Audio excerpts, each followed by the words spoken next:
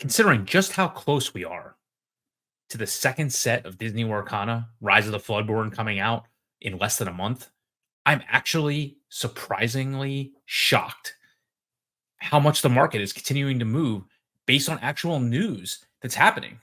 The two big things that happened this week were the restocks and reprint information came out from Ravensburger. That's number one, big effect on the market. Number two was Pro Play Games Miami and what that effect had on certain singles. Let's take a look, shall we? Let's start with that singles market. So here's a copy of the tweet that Disney Lorcana sent out. I'm not going to read it to you, but basically what it says is there's two major impacts going on. One, that October restock that was supposed to roll out in October is now going to begin. They said this was earlier this week. I'm recording this on the 29th of October, so this was on the 25th of October. They said starting next week. So probably, if we're lucky, we'll get it literally in October, but I'm assuming we're going to get it actually in November. And the other thing is the reprint of the first chapter in the US that was supposed to come out in December has been moved up to shipping in mid-November. And I'll get into why I think that's going to happen in a little bit, but let's take a look at what the effects have been. So again, there will be an October LGS restock only that starts in the first week of November. This is unlikely to move the needle on the singles prices because there really isn't a lot of it that's coming out in this first restock. It's just not enough, in my opinion, to move the needle and have enough supply. Now, the end of the year reprint is a totally different story as to what that supply will be. Again, it's now been moved up to November in the US. I'm not sure. I don't think they've said yet what's going on internationally. I think that's still the first quarter of 2024, but don't quote me on that.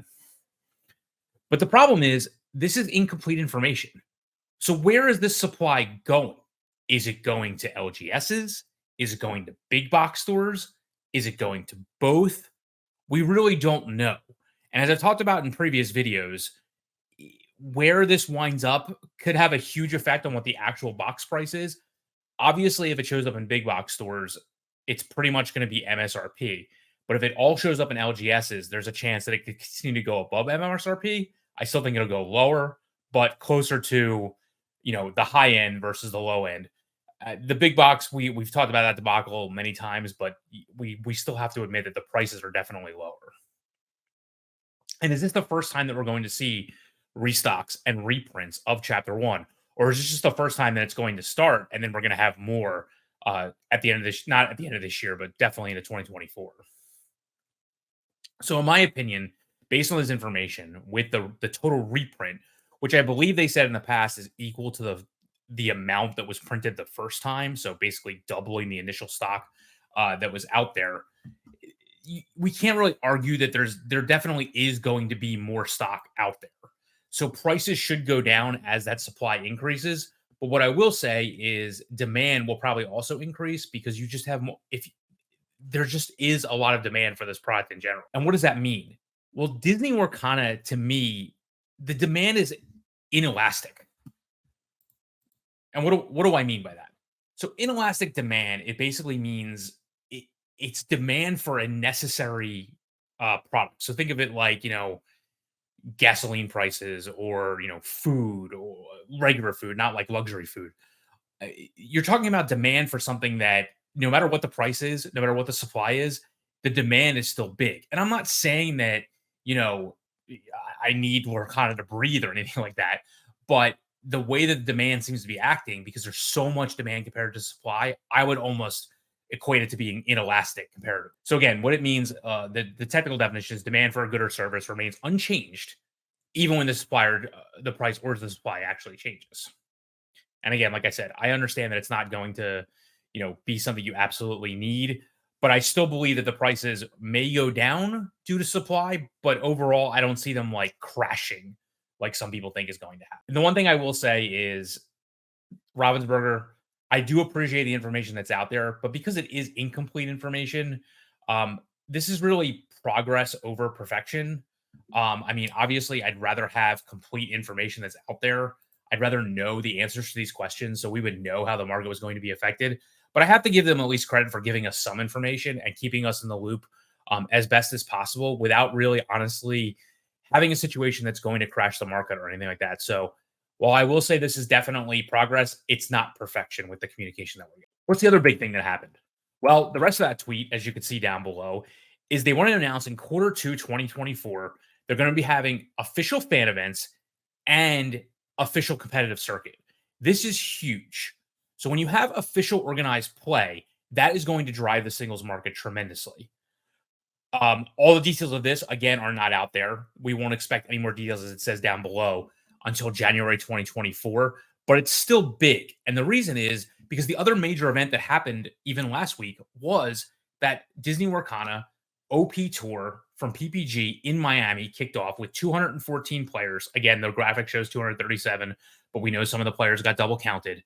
And tournaments drive singles prices. Let's take a look. So again, the effect of tournaments occurring will obviously have the biggest effect on individual card prices, but as well on the market in general. And again, 2024 is going to have official competitive support. But what you need to understand to this point is there has been no official support, and yet prices are still fluctuating. A lot of very good cards that show up on a weekly basis in our meta reports are still driving prices. The prices of cards are going up considering the results of those events. And I can tell you for a fact, and we're going to look at it in a second, the finish at PPG Miami, especially with the Amber Steel decks and the number of them that were in the top 16, had a tremendous effect on some of those cards as well. So with there being official organized play, you can only expect that those effects are going to be more, which means as a person that is attempting to follow the finance market, you actually need to be following the tournament results to understand what the effects of the market are going to be going forward. The other thing is what they said down below, these official fan events, they have given us absolutely no details of them. I am just making assumptions. The way I anticipate this being is more like a pin trading event, but for Lorcana. So I don't really understand how it's going to work because I've never been to a pin trading event, but it's probably going to be a much more relaxed, casual atmosphere. So if you think about it, it's basically a weekend of people just enjoying Lorcana without being pressured to have tournaments. This is where you might see more artists. This is where you're definitely going to see more casual players.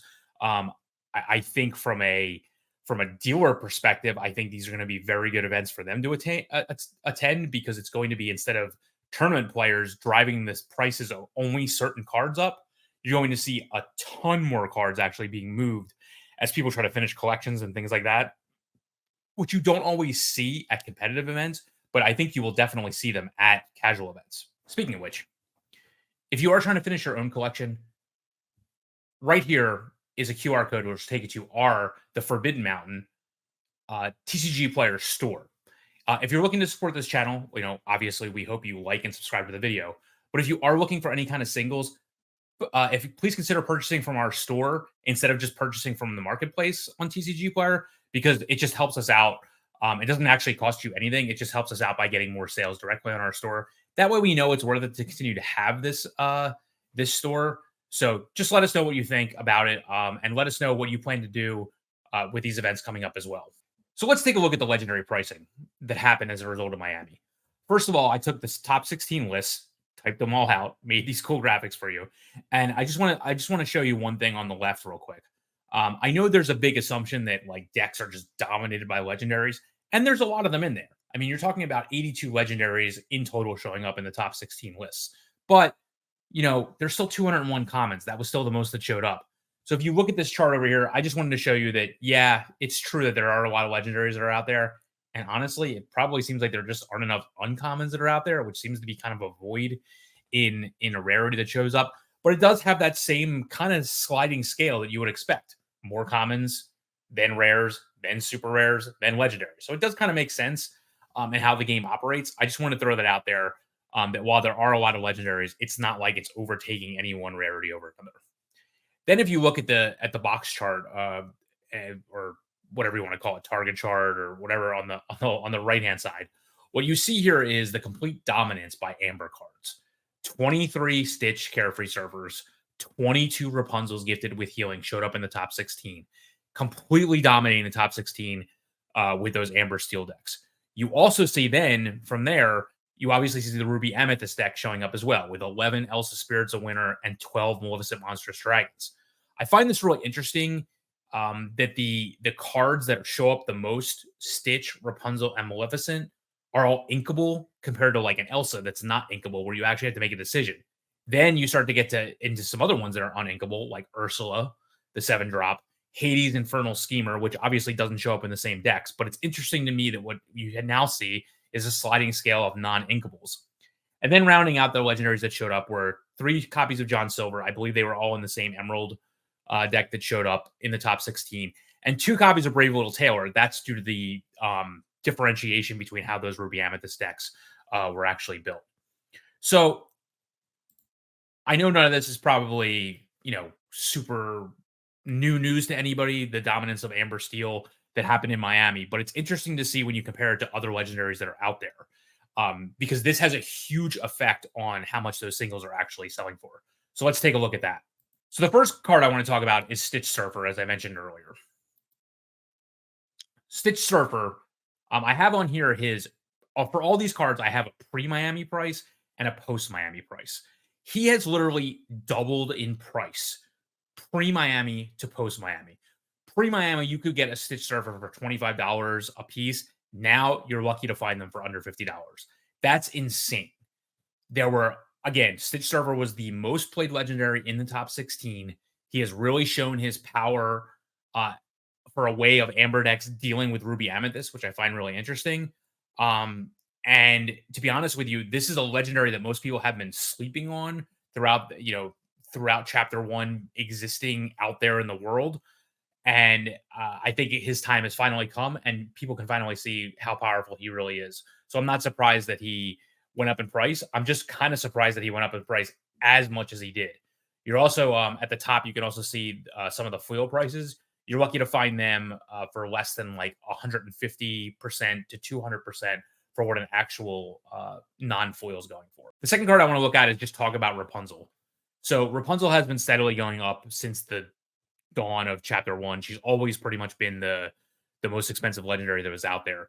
But what's interesting is, despite the amount of supply of her that's out there, she's still holding her high value, which is usually 60 to a little bit north of $60. You're lucky to get some for around $55.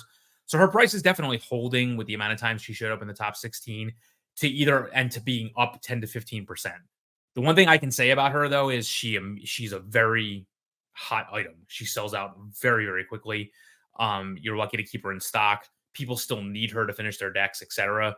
So the velocity on her actually moving as a card is extremely high. So with those 2 Amber cards, let me know below.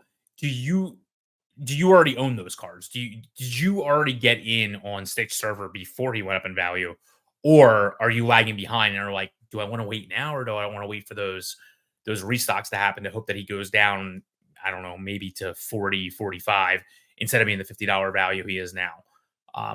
Leave a comment below. Let me know what you think. John Silver is very interesting to me. Obviously, I well documented with how I feel about Emerald as an ink color in general. But it's interesting to find that even though there was only a few copies of him in top 16, he's another card that has steadily gone up in value. I mean, we're talking about this card was under $10 in August when Chapter One first launched. You had in Chapter One when it first launched, you had some of the legendaries at very, very high, and some of them were very, very low. He was in the very, very low category from Gen Con until recently.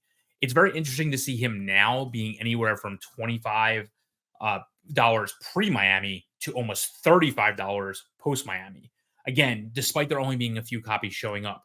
I think the reason for this is there just aren't as many legendaries out there in the market as there used to be. Again, we've talked about this at length.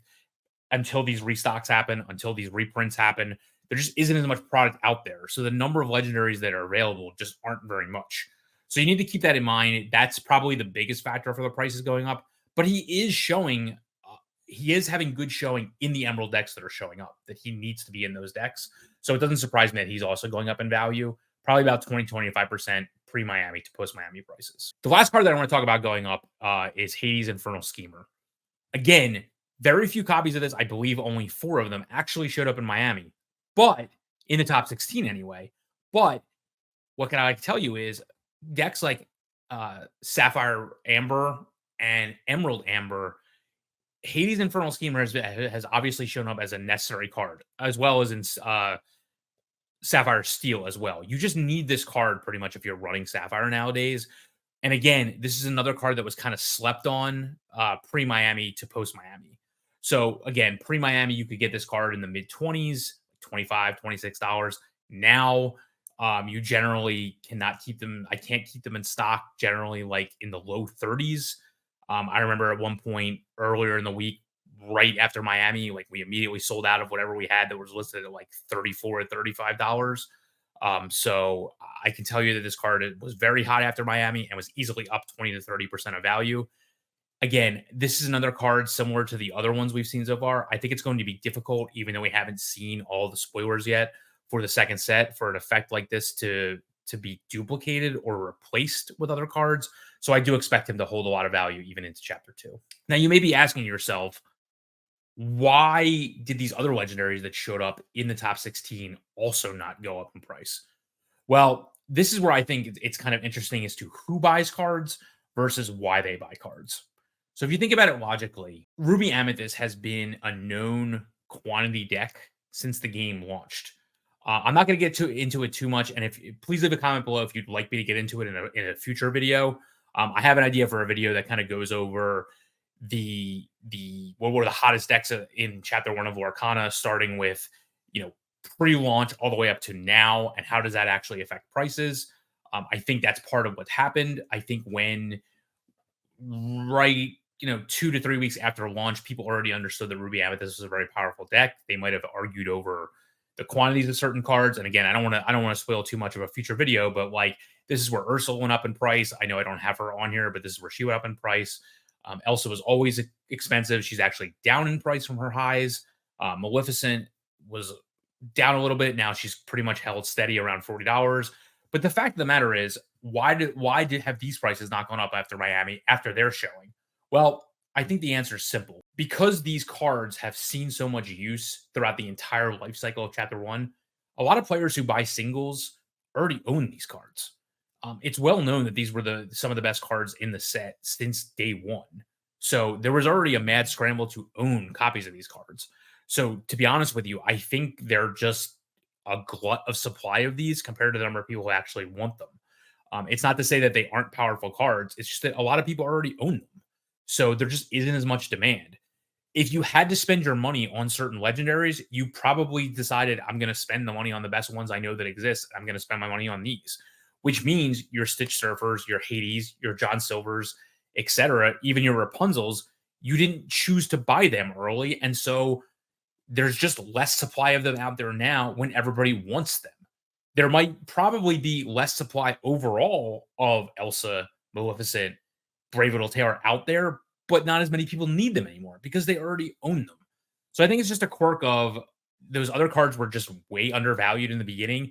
These, I wouldn't say they were overvalued, but they have maintained or slightly reduced in value since then. And people just own them already. And that's just, there's nothing, it's not that big of a deal. There just isn't as much demand out there for them. So they don't have the opportunity to really go up in value because they're already up to where they need to be, and most players already own them. So yeah, it was a pretty busy week for finance, considering it's so late in Chapter 1's life cycle. We got big news from Ravensburger. I wish we had more details, but as it stands right now, it's pretty big news. And then we had, again, the largest Lorcana competitive event to date. I don't anticipate there being another event of that scale anytime during Chapter 1. Chapter 2, during its life cycle, we will get more information from Ravensburger, as they said in January. So that's going to be the next big thing. The next big thing that I can anticipate is what are the pre-sales going to look like for Rise of the Floodborn? And then from there, what is Pax Unplugged going to look like? From there, there's 2 PPG events in December. That's pretty much going to define the Chapter 2 metagame. You're going to have a ton of events locally, a lot of 1Ks, 2Ks, maybe even 5Ks during Chapter 2. But when that organized play announcement starts to come out in January, assuming that it's good news, which I'm hoping that it is, and hearing a lot of rumors that it's going to be, bigger than we expected, that'll drive prices as well. As always, if you like this video, please hit that like button. If it's your first time finding out about Lorcana Finance with the Forbidden Mountain. Hit that subscribe button. And if you are looking for singles again, please hit us up on our TCG Player Pro Store. Thanks. See you next time.